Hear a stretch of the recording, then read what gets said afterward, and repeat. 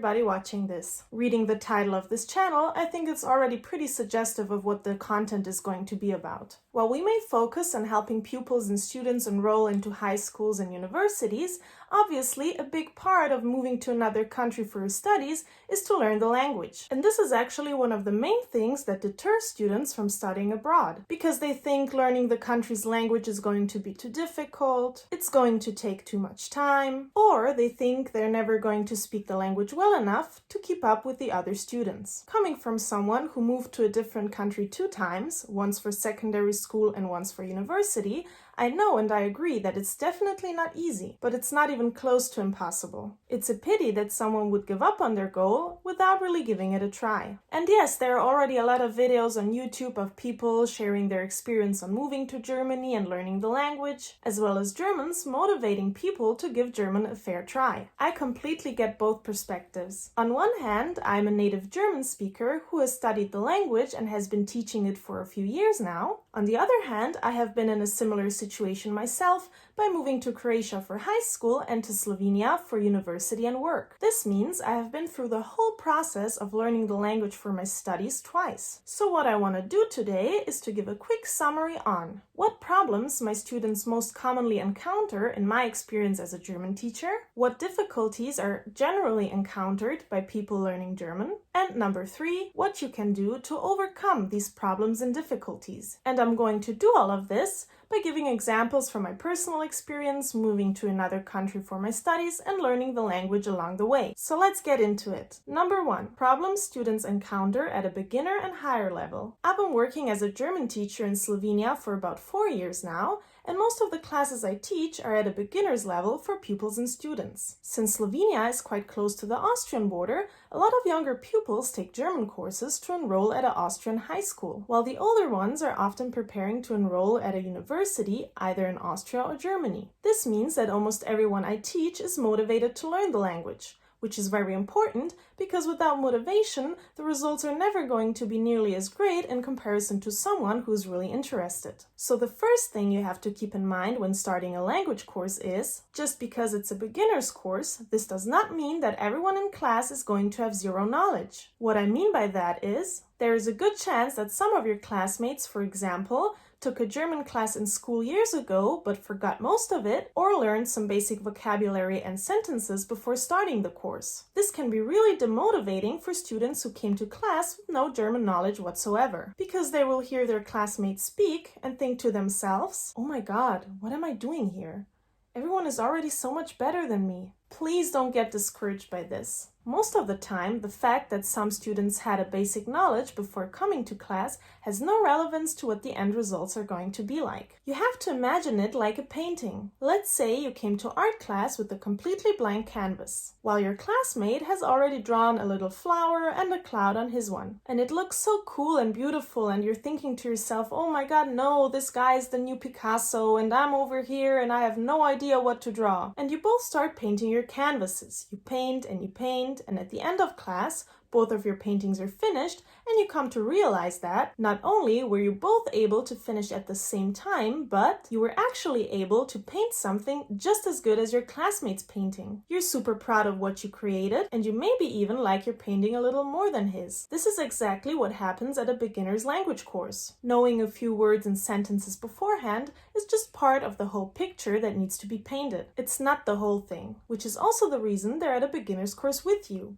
Otherwise, they would be at a higher level, A2 for example. They are here with you because they still don't know everything considered a beginner's level, and they still have to learn a lot before getting there. Knowing a few words beforehand might be an advantage for the first few hours of classes, but in my experience, it happens often that the people who had zero knowledge beforehand actually end up with better results, because during classes they felt the urge to keep up with the ones that already knew something. Therefore, they studied longer and harder. Another thing, talking about the actual structure of the German language that gives students from all over the world the same type of headache, are the 3 genders and the 4 German cases. Now, I'm not going to go in depth about what they are and all the rules that are connected to them because there are already tons of videos on here about that. What I want to talk about is how difficulties learning the genders and cases demotivate students in the process of learning German when they really shouldn't. Now, before I say anything, learning proper grammar is useful and a necessary part of learning a foreign language. So this is not meant to discredit the importance of it all. But I'll give you the example of my mother,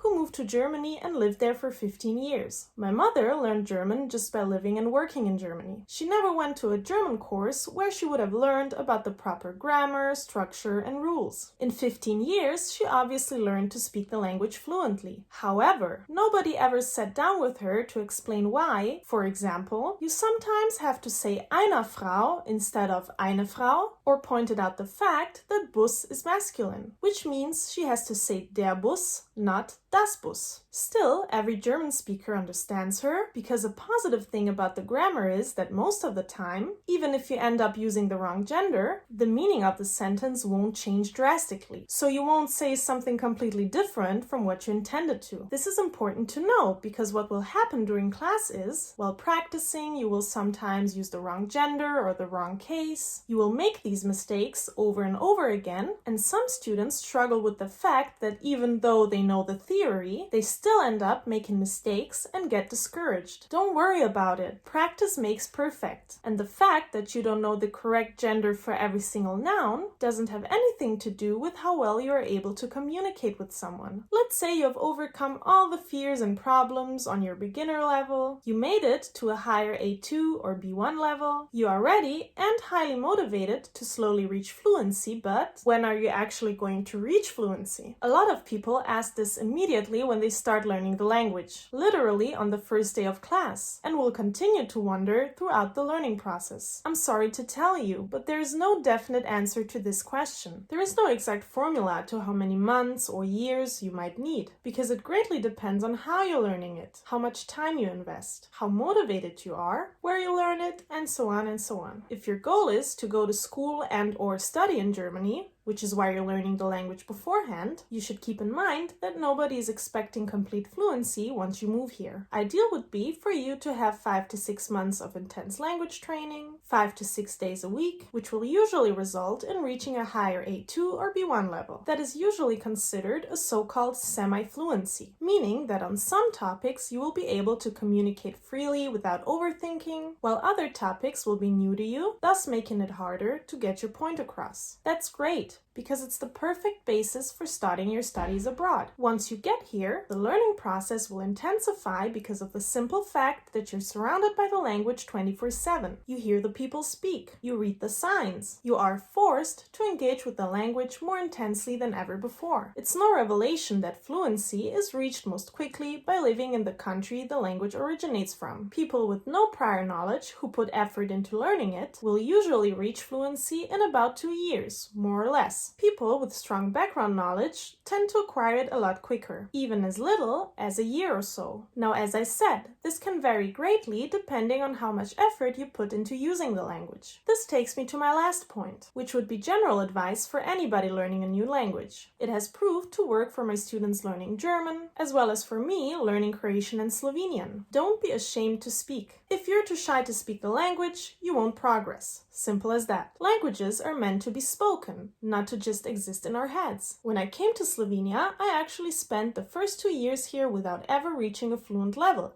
And now I know exactly why. I only hung out with people who spoke German or Croatian. You quickly wind up with a circle of friends who are native speakers of your own language, which eliminates the necessity to speak your target language. While it's great to have someone with whom you can speak your native language, because you're obviously going to miss that while you're away from home, don't forget to surround yourself with people speaking your target language as well. Once I started hanging out with native Slovenian speakers, my progress skyrocketed and I was able to reach fluency much quicker. Number 2.